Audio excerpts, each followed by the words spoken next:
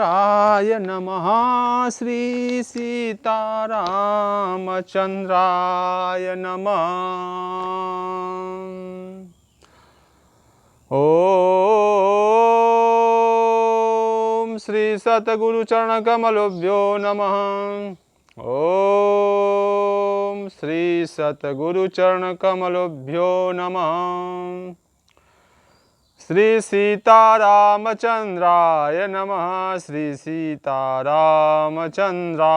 नमः। सीतानाथं समारंभां श्रीरामानन्दार्य मध्यमाम् अस्मदाचार्य पर्यन्तां श्रीवन्दे गुरु परम्परारम्। श्री गुरु महिमा को कहे अति उच्च मुकाम, ताते गुरुपद को करूं बार बार प्रणाम। सिया राम मैं सब जग जानी, करहूं प्रणाम जोरी जुग प्राणी। हरि ओम तत्सत।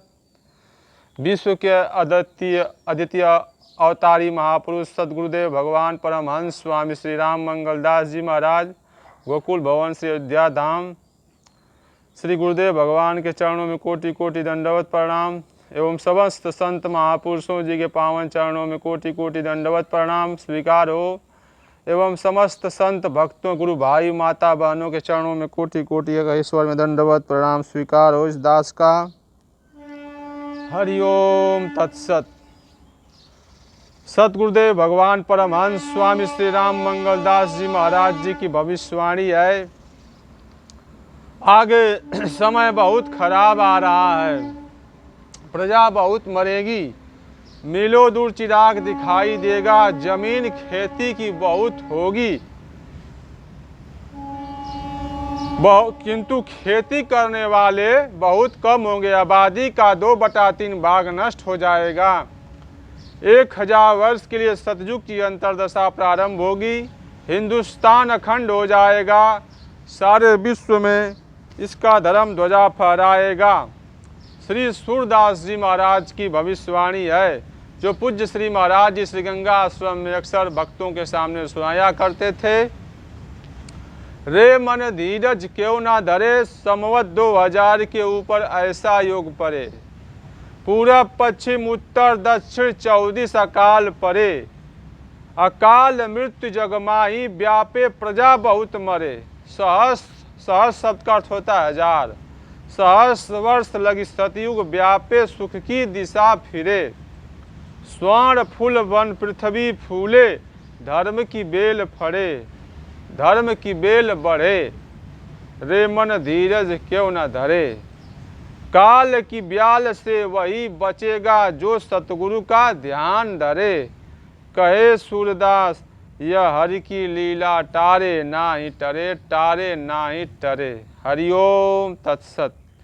सतगुरुदेव भगवान इस कलयुग में 4 भागों में आप दिव्य ग्रंथ की रचना की है। श्री बड़े महाराज जी गोकुल भवन अयोध्या धाम, गोकुल भवन आपके आश्रम का नाम है।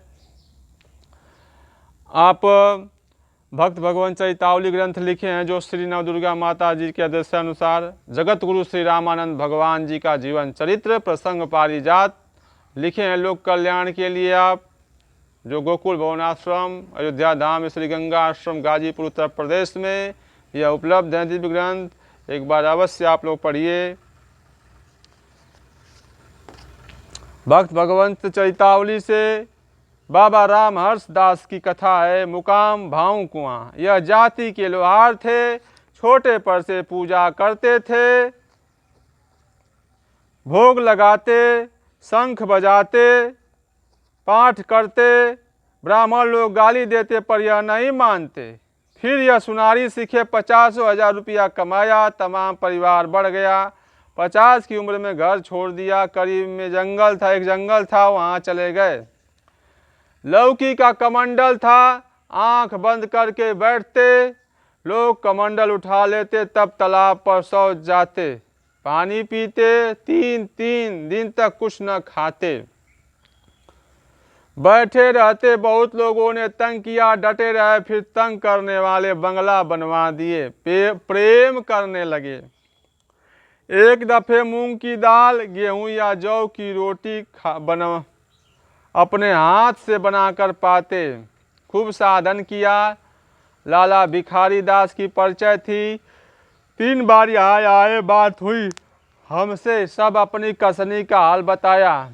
हमने कहा बिना कसनी पड़े भक्त पास नहीं होता। फिर हमने कहा किस स्थान से साधन करते हो, कहाँ सुरती लगाते हो, तो कहा नाभि पर। फिर दोबारा आया तो कहा नाभि से स्वतः त्रिकुटी पर आ गई। प्रकाश होने लगा, बाजा बज सुनने लगे। फिर तीसरी बार आए तो कहा रोम रोम रग रग हाड़ हाड़ जोड़ जोड़ हर जगत से राम नाम की धुनी होती है। आपको हम गुरु मानते हैं, किसी से नहीं बताया है। सारी सृष्टि में अपने को देखते हैं और अपने में सारी सृष्टि देखते हैं। बाजों में हमको भगवान की मुरली सबसे अच्छी लगती है। सब देवी देवताओं के दर्शन होते हैं। हम 4 किताब हिंदी पढ़े थे। रामायण का पाठ करते, मास परायण, गीता का श्लोकों का अर्थ पढ़ते थे।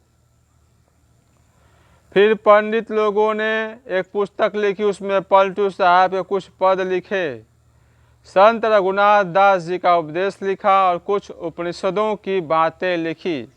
कुछ हमने सुनाया, वह लिखा और जहाँ तहाँ की बातें लिखा।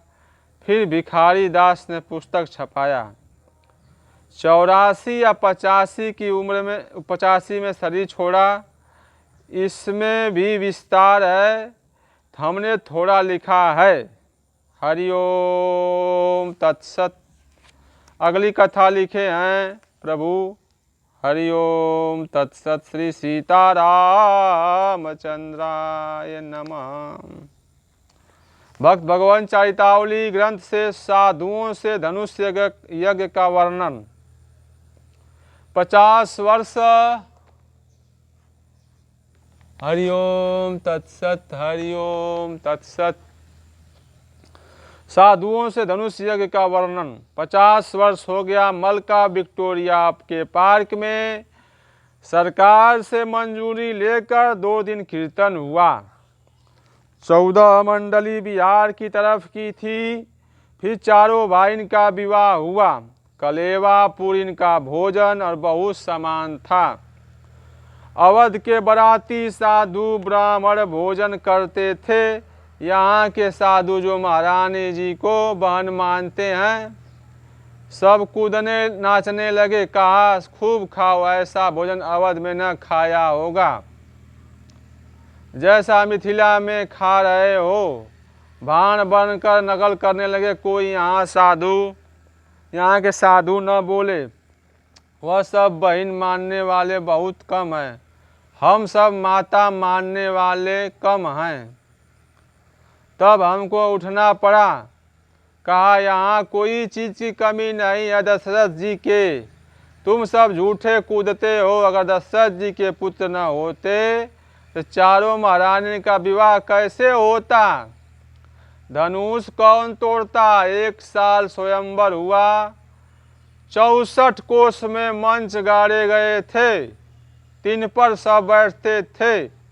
कोई धनुष को उठा न सका। दूर दूर के बड़े नामी क्षत्रिय योद्धा राक्षस मनुष्य बनकर आए थे। रावण बाणासुर ऐसे बलवान थे कि उन्होंने कैलाश उठा लिया था। वह धनुष की तरफ निगाह न किए थे। 10,000 योद्धा एक ही बार उठे। धनुष में शंकर जी ने राम नाम का बीज भर दिया था। जो उसे छू लेता उसकी आधी ताकत खींच लेता था। इसी से और वजनी होता चला जाता था। महारानी जी सर्वशक्तिमान हैं। वह अलग हटाकर चौका लगाकर फिर उस जगह पर रख दिया। तो जनक जी ने देखा तो प्रण किया कि जो धनुष को तोड़ेगा उसी के साथ विवाह होगा। महाराज महारानी की शक्ति से बहु योद्धा गाड़ी पर लाकर रंगभूमि में धरे थे। फिर वह भी न उठा सके। जब 10,000 भूप अभिमानी एक ही बार उठे तो धनुष तो तार भर रहा।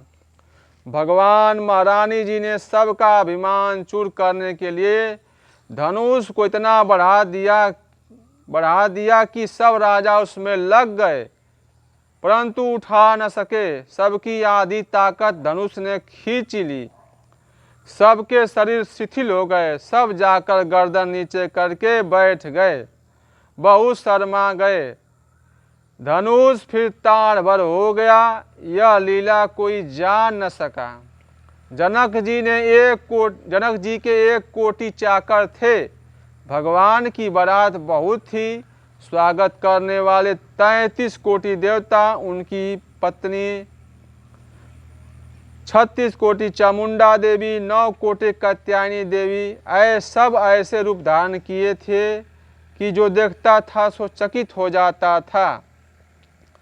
सब भोजन 56 प्रकार की बनाती थी। देवता जितने रूपों की जरूरत होती थी उतने बनकर स्वागत करते थे। जनकपुर 18 खंड का था। 4 फाटक थे जिसमें बहुत बड़े बड़े शीशे लगे थे। गोल बड़ा प्रकाश था। रतन सागर में चारों तरफ लहरों से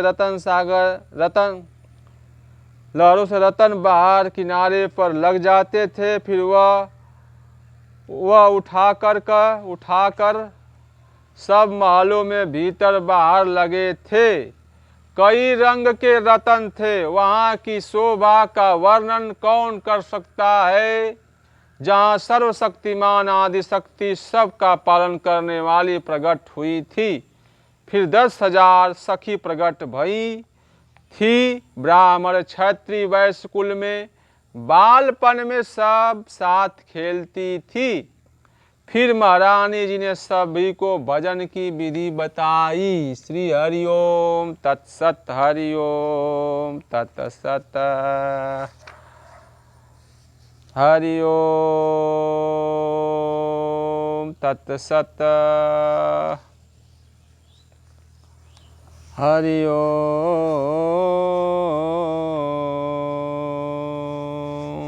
तत्सत। हरिओम तत्सत। श्री महाराज जी को उपदेश दिनांक 21/9/1975 को आप लिखे हैं। न मालूम कितनी औरतों मर्दों रोगियों के लिए दयावश भगवान से विनती किया, अच्छे हो गए, और कितनों के पाप लिया, सब ठीक हो गए। सदगुरु भगवान लिख रहे हैं। श्री बड़े महाराज जी का उपदेश वचन है। पाप लिया, सब ठीक हो गए। एक दिन महाराज दादा गुरु ने कहा, श्री बड़े महाराज जी के गुरु जी ने, तुम यहीं रह जाओगे? हमने पूछा काहे रह जाएंगे? तो कहा तुम्हारी कमाई में से लेकर रोगी पापी ठीक हो रहे हैं। जब भरत जी पराग पहुँचे तो भारद्वाज मुनि ने योग बल से ऐसी रचना की और 2 दिन ऐसे पदार्थ और मकान और पलंग सब सामान रच दिया। जितने भरत जी के संग रहे कहा कि ऐसा सुख कभी नहीं हुआ। तो उनका 50,000 वर्ष का तप घट गया। उन्होंने फिर योगाभ्यास करके पूरा कर लिया। तुमको कितने दिन रहना है जो अपनी कमाई साफ किए देते हो? मरने पर पता चलेगा। तब महाराज ने कहा, तुम रोगियों का इलाज करो, इसमें कोई हर्ज नहीं है। किसी के लिए भगवान से प्रार्थना न करो। यह बात हमारे भीतर समा गई। महाराज ने कहा था कि तुम्हारे ऊपर जिसका सच्चा भाव होगा तो भगवान खुद उसका काम पूरा कर देंगे। तब से हमारा मन उधर से पलट गया। श्री गुरुदेव भगवान की जय। श्री सीता रामचंद्र भगवान की जय। सब संत ऋषि मुनियों की जय। ओम समस्त देवी देवता की जय। पार ब्रह्म परमेश्वर श्री गुरुदेव भगवान जी, श्री सीताराम जी, जो भी मन क्रम वाणी से हमसे गलती हो गई, दास से अपराध पाप हो गया, उसे अज्ञानी जीव बालक समझकर क्षमा करने कृपा करिए। हरिओम तत्सत। हरिओम तत्सत। हरिओम तत्सत। हरिओम तत्सत। हरि ओम तत्सत्।